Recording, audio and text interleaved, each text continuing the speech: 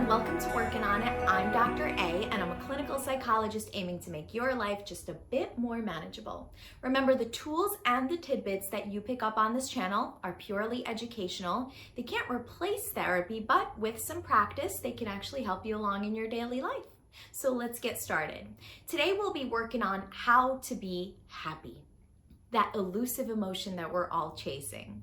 You know, around the holidays, it seems to be especially all around us. In movies, in commercials, in songs, it's telling us that we should be happy around the holidays. We should be surrounded by people around the holidays. But unfortunately, it's not that way for everybody. Sometimes people don't have somewhere to go over the holidays. Sometimes it's a difficult time for people because they lost loved ones, especially now with COVID. Sometimes you're lamenting past relationships and thinking about that kind of loss. So this messaging around the holidays that we need to be happy, it would be nice, but sometimes it's just not the case. So I'm gonna help you today to get a little closer to that.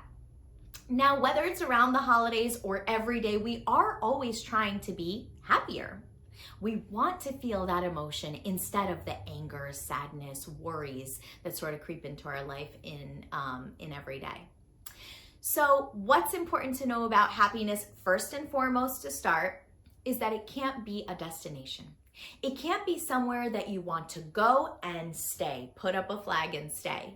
Happiness, as corny as it sounds, is a journey. It's like every other emotion, which means emotions are like waves. They come over us and then they leave.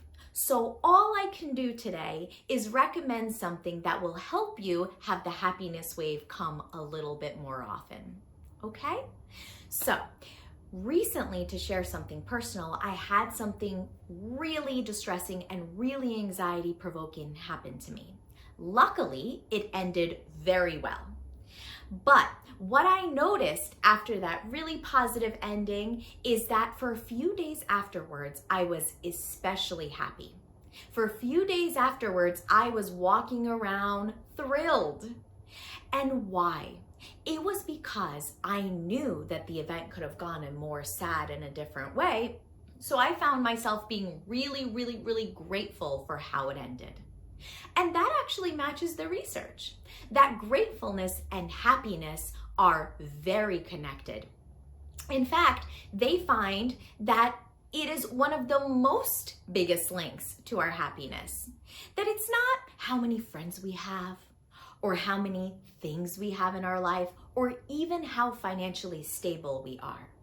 It is really about how much gratitude we have for the things that are already in our life.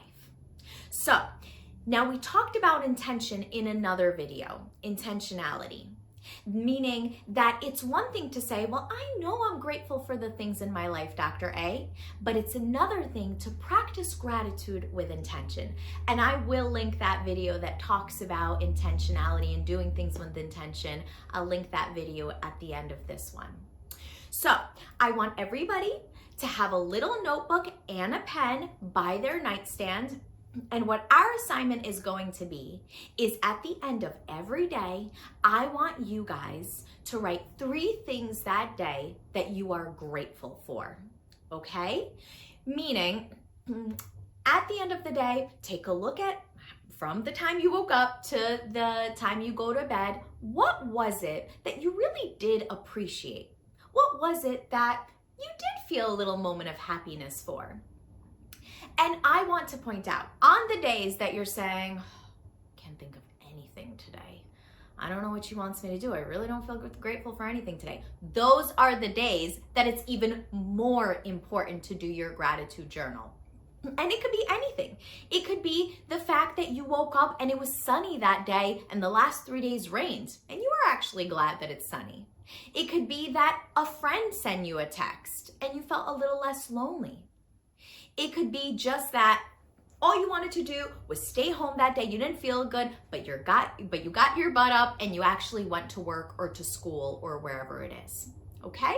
So it could be any 3 things. And again, on the days that you can't think of 3 things, think extra hard because we need to write it down even more.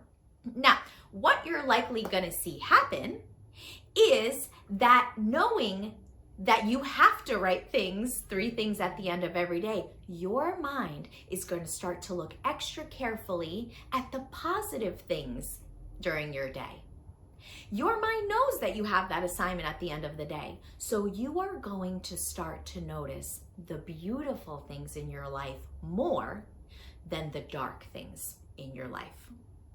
Okay? So this challenge is a 2-week challenge. If you come to me after 2 weeks and you say, you know what, that didn't do anything, fair and square, you could drop the gratitude journal if you would like.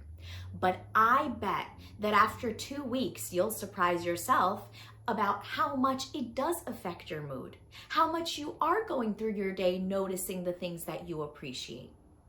So at the end of the 3 days, at the end of the 2 weeks, write down 3 things a day. And at the end of the 2 weeks, why don't you reevaluate and say, you know what, I want to continue this exercise, or, okay, that was nice, but I'm done now. Let's see if that affects how many waves of happiness you have throughout your day. I post videos every Tuesday and Thursday, and in the next video, we're going to be talking about assertiveness. What is the difference between assertiveness and aggressiveness? And more importantly, how to be heard, how to make people listen to you. That will be in the next video. The tools that we spend learning and mulling over here mean so much more when you practice. So now that we're done with the learning part of how to be happy and how gratitude affects our happiness, now it's time for the more annoying part, that practicing the 2 weeks that I told you. And let me know in the comments below, how was the 2 weeks of writing down the things that you're grateful for each day? And what did you find yourself writing down? Were there themes? There might be themes of the things that you're grateful for. Let me know in the comments below. You got this. See you next time.